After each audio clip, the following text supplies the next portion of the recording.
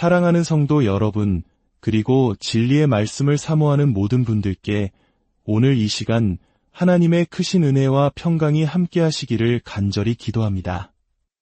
우리의 삶을 이끄시는 성령의 능력 안에서 우리는 세상이 줄 수 없는 깊은 위로와 소망을 발견합니다. 세상 속에서 여러분을 지키시는 이는 세상의 그 어떤 존재보다 크고 위대하신 우리 하나님이심을 믿으시기 바랍니다. 오늘 우리가 함께 나눌 말씀의 여정을 시작하기에 앞서 이 귀한 생명의 말씀이 더 많은 영혼에게 닿을 수 있도록 여러분의 작은 손길을 부탁드립니다. 지금 이 영상의 좋아요를 눌러주시고 구독으로 저희와 동행해 주신다면 그것은 단순히 하나의 클릭이 아니라 어두운 세상에 빛을 전하는 귀한 사역에 동참하는 것이 될 것입니다.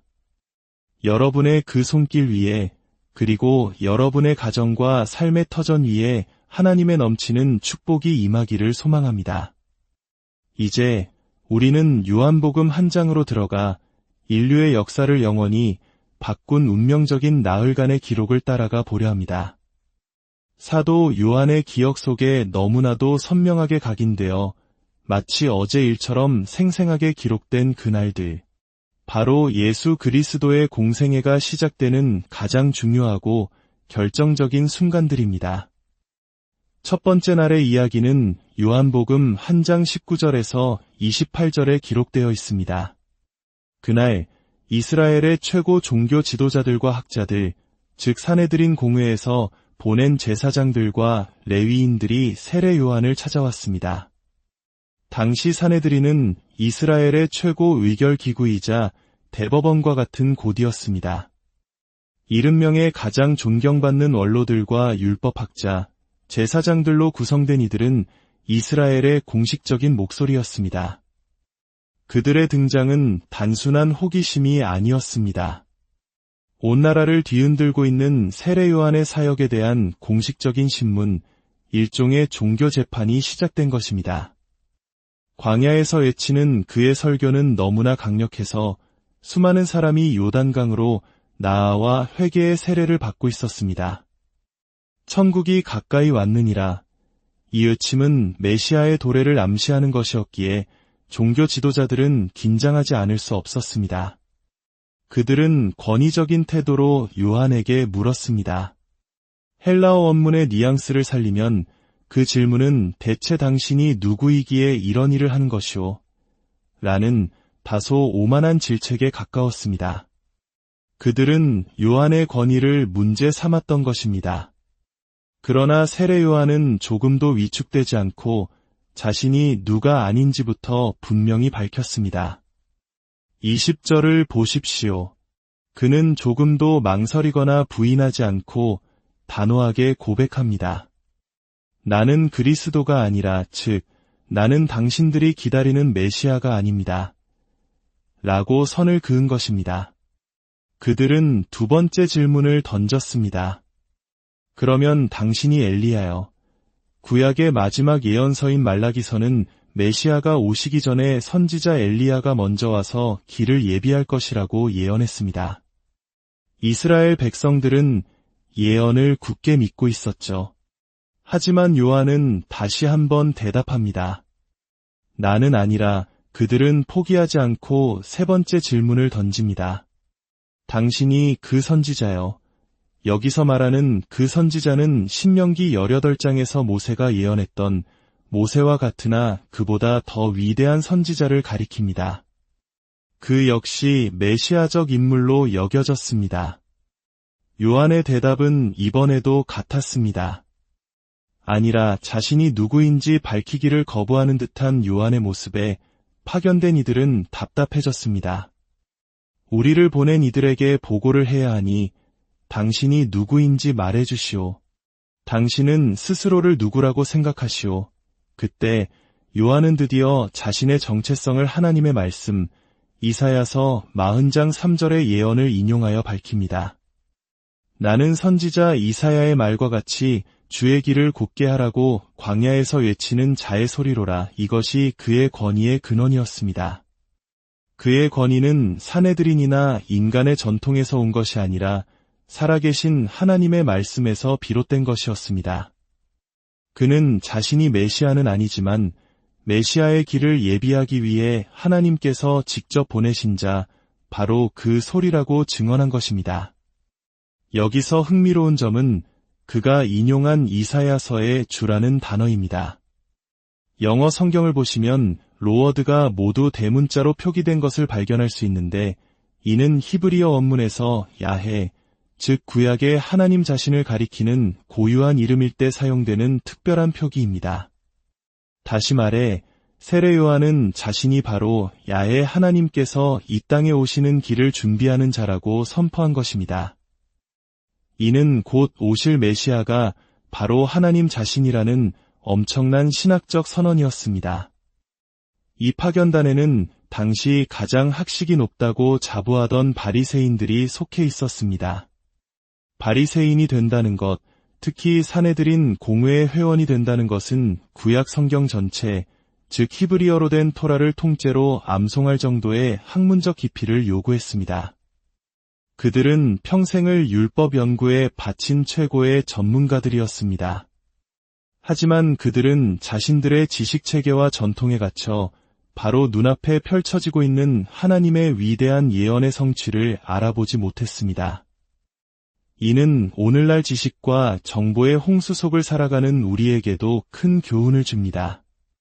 수많은 지식보다 중요한 것은 살아계신 하나님을 알아보는 영적인 눈입니다.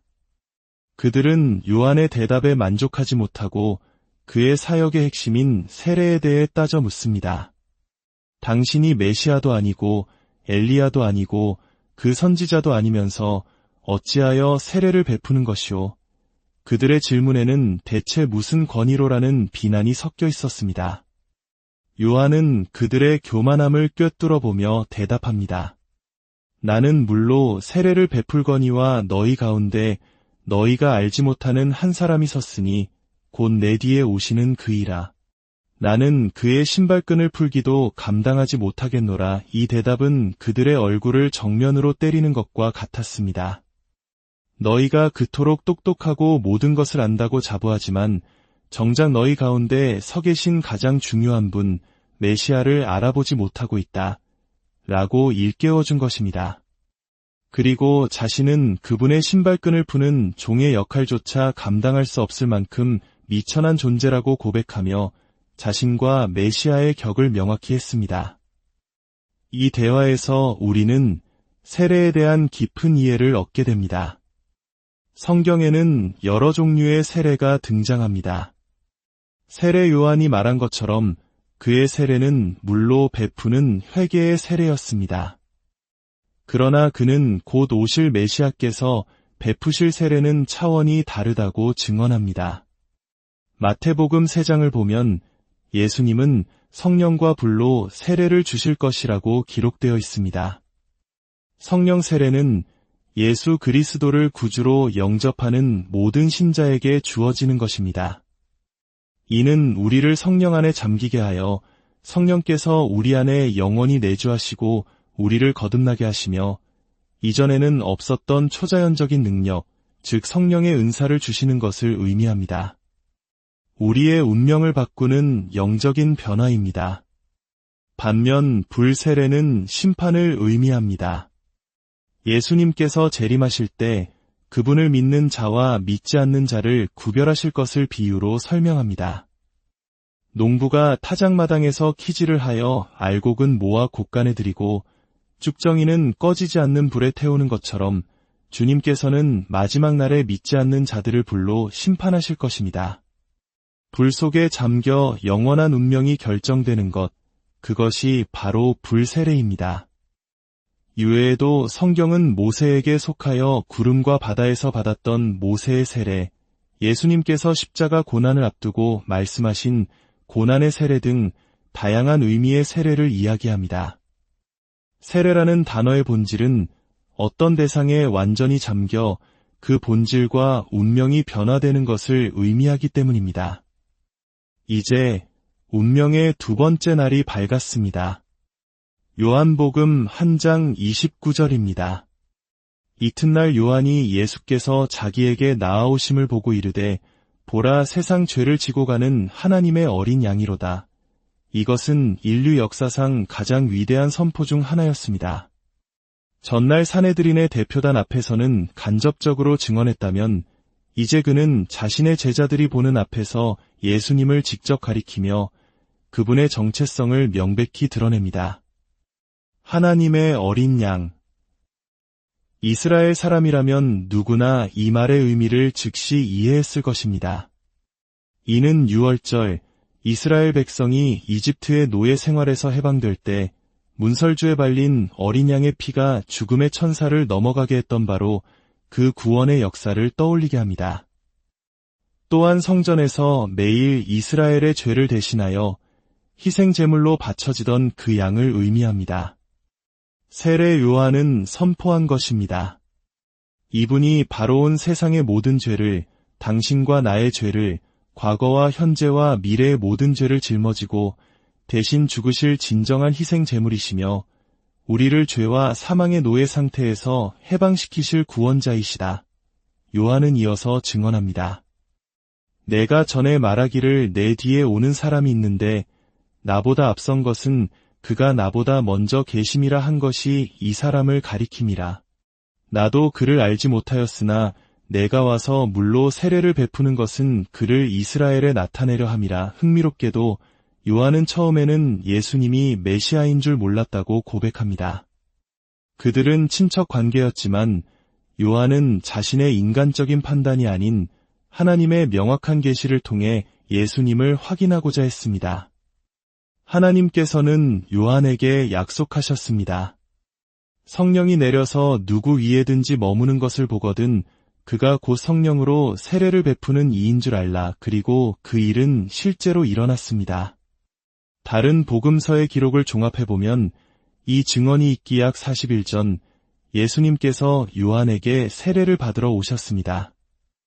요한이 예수님께 세례를 베풀 때 하늘이 열리고 성령이 비둘기 같은 형체로 그분 위에 내려와 머무는 것을 똑똑히 보았습니다. 그 순간 요한은 하나님께서 약속하신 그 표적을 통해 예수님이 바로 하나님의 아들이시며 세상의 구원자이심을 의심의 여지 없이 확신하게 된 것입니다. 예수님께서는 세례를 받으신 직후 40일 동안 광야에서 마귀에게 시험을 받으셨고 그 모든 시험을 이기신 후 이제 공생의 사역을 시작하기 위해 다시 요한에게 나타나신 것입니다.